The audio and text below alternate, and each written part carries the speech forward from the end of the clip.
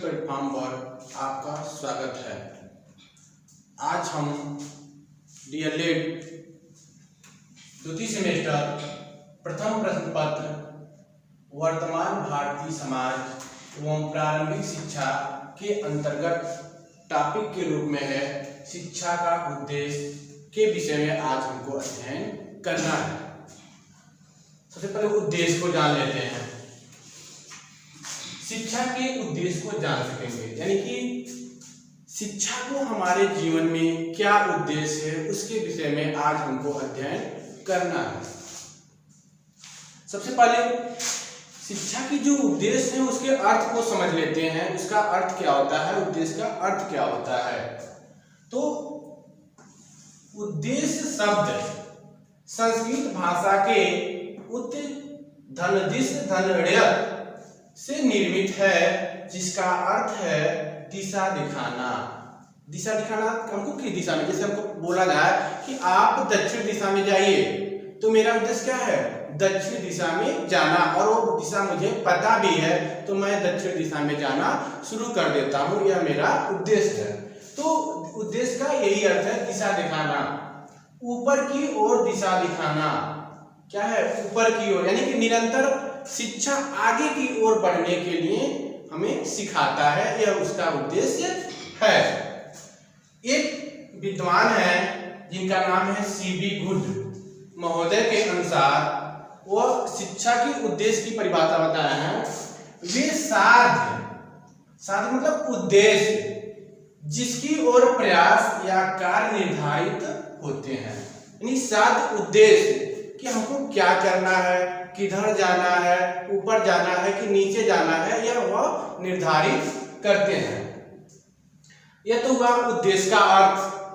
अब हम शिक्षा के उद्देश्य क्या होते हैं, कौन कौन होते हैं, उसके विषय में अध्ययन करेंगे। सबसे पहला हेडलाइंस है चरित्र निर्माण का उद्देश्य। शिक्षा का सबसे पहला उद्देश्य चरित्र निर्माण है। विद्वानों ने कहा भी है कि अगर धन चला गया तो कुछ नहीं गया, क्योंकि धन आ जाएगा, लेकिन चरित्र चला गया तो सब कुछ चला गया। आप देखे होंगे कि कहीं भी किसी भी समाज में, किसी भी देश में चरित्रवान व्यक्ति की हमेशा पूजा होती है, सम्मान होता है। तो शिक्षा का सबसे पहला उद्देश्य शिक्षा के माध्यम से व्यक्ति को चरित्रवान बनाना। दूसरा है शारीरिक विकास का उद्देश्य। दूसरा हेडिंग क्या है, शारीरिक विकास का उद्देश्य। शिक्षा स्वयं नहीं करती है, क्या डायरेक्ट शिक्षा शरीर का विकास नहीं करती है, वह क्या करती है, मार्गदर्शन करती है कि आप ऐसे क्रियाकलाप कीजिए, ऐसे व्यायाम कीजिए, या फिर ऐसे संतुलित भोजन को लीजिए जिससे आपका शरीर स्वस्थ रहेगा और विकास होगा। तीसरा हेडलाइन है ज्ञान संबंधी उद्देश्य। क्या है, ज्ञान संबंधी उद्देश्य। विवेकशील पुरुष का सर्वत्र सम्मान होता है। क्या है, जहां भी कहीं सम्मान हुआ है तो शिक्षा विशारद या बुद्धिमान लोग या अच्छे ज्ञान रखने वाले लोगों का सम्मान हुआ है। और ज्ञान संबंधित और क्या है, बालक को या फिर विद्यार्थी को एक विषय नहीं, अनेक विषयों, अनेक क्षेत्रों में ज्ञान देना, ज्ञान संबंधी जानकारी देना। चौथा है जीविकोपार्जन का उद्देश्य। शिक्षा का एक उद्देश्य यह भी है कि हम अपना जीवन यापन कैसे करें, अपना रोजगार कैसे ढूंढें, कौन सा व्यवसाय करें जिससे हमारा रोजी रोटी चले। तो जीविकोपार्जन का उद्देश्य के अंतर्गत सबसे पहले हमको किस चीज की आवश्यकता होती है, रोटी, कपड़ा और मकान का। यदि शिक्षा के माध्यम से रोटी, कपड़ा और मकान को हम हासिल नहीं कर सकते हैं तो वह शिक्षा का उद्देश्य पूर्ण नहीं होगा, अपूर्ण रहेगा। यानी कि हमको ऐसी शिक्षा ग्रहण करनी चाहिए। यह कौन बताता है, शिक्षा बताता है। शिक्षा के उद्देश्य बताता है कि हमको व्यवहारिक, टेक्निकल, फिर व्यवसायिक शिक्षा का अध्ययन करना चाहिए, जिससे हम रोजगार परक वह शिक्षा है और हम आसानी से अपना जीवन यापन कर सकते हैं। पांचवा है सांस्कृतिक विकास का उद्देश्य। सांस्कृतिक विकास का उद्देश्य यानी कि हमारे संस्कृत जो हमारे देश की जो संस्कृत है, सभ्यता है, उसका विकास कैसे होगा? यह शिक्षा के माध्यम से होगा।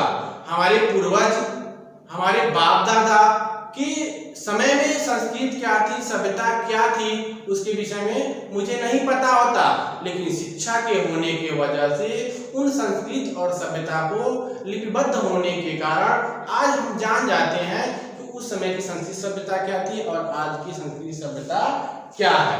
तो शिक्षा का एक उद्देश्य भी है कि संस्कृत विकास का उद्देश्य यानी कि वह संस्कृत रूपी जो सभ्यता है उसका क्या करना, निरंतर विकास की ओर ले जाना।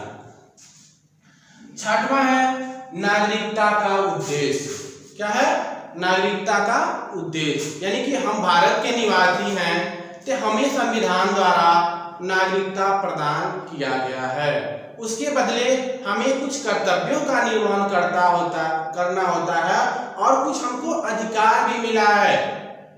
उस अधिकार के अंतर्गत हम स्वतंत्रता पूर्वक अपना काम कर सकते हैं और कुछ कर्तव्य भी होता है कि देश के प्रति हम समर्पण के भाव से भी काम करें।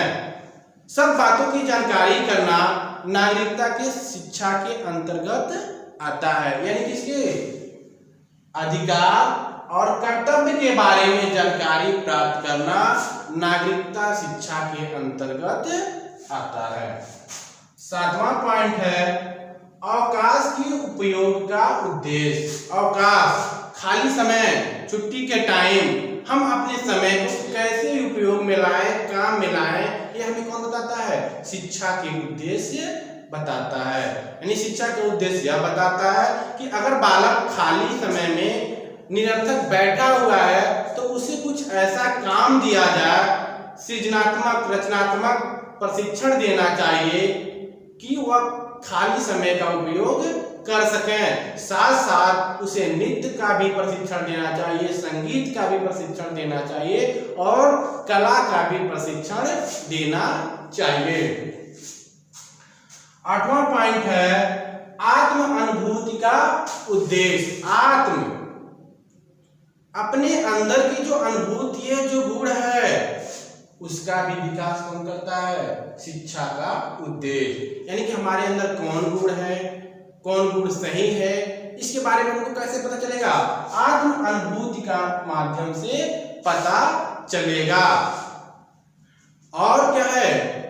उसके माध्यम से पता चलेगा कि हमारे अंदर कौन से अच्छे गुण हैं, फिर उस गुण को पहचानेंगे, फिर अपने विचार को समाज में स्वतंत्रता पूर्वक रख सकेंगे। नौवां पॉइंट है आत्म अभिव्यक्ति का उद्देश्य। शिक्षा के एक उद्देश्य यह भी है कि हमारे अंदर जो कॉन्फिडेंस है वो किसके माध्यम से है? शिक्षा के माध्यम से। वह कॉन्फिडेंस, वह आत्माभिव्यक्ति सही है कि नहीं है, ये कैसे पता चलेगा? कि जब हम शिक्षा लेंगे तो हमारे जो विचार होंगे उसे लिपियों के माध्यम से लिपिबद्ध करेंगे, फिर हम उसको देखेंगे कि जो हम लिखे हैं या फिर मेरे द्वारा लिखा गया है वह सही है कि नहीं। अगर सही पाया गया तो उसे मैं स्वतंत्रता पूर्वक अपने विचार को किसी भी भाषा में प्रस्तुत कर सकते हैं। उसके अंतर्गत आत्माभिव्यक्ति का उद्देश्य आता है। 10वां पॉइंट है संतुलित विकास का उद्देश्य।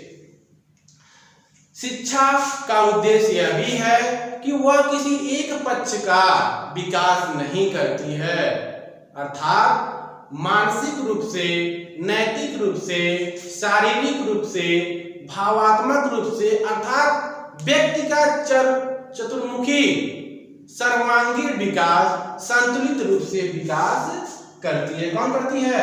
शिक्षा के उद्देश्य। अब हमारा लास्ट पॉइंट 11 है, वह है आध्यात्मिक विकास का उद्देश्य। आध्यात्मिक विकास का उद्देश्य, अगर हमारा मन आध्यात्मिकता में लगता है तो मेरा मन क्या रहेगा? बालक का मन क्या रहेगा? मन में पवित्रता आएगी और वह जो भी काम करेगा सकारात्मक सोच के साथ करेगा और उसकी सोच सही रहेगी और वह समाज विरोधी कार्य नहीं करेगा। वह अगर अध्यात्म में उसका मन लगा हुआ है, धर्म में उसका मन लगा है, तो वह कभी गलत कर्म नहीं कर सकता, सही मार्ग पे ही वह आगे की तरफ बढ़ेगा। तो धन्यवाद दोस्तों, आज का टॉपिक यहीं समाप्त होता है। नेक्स्ट क्लास में अगले टॉपिक के साथ हम आपसे मिलते हैं। धन्यवाद।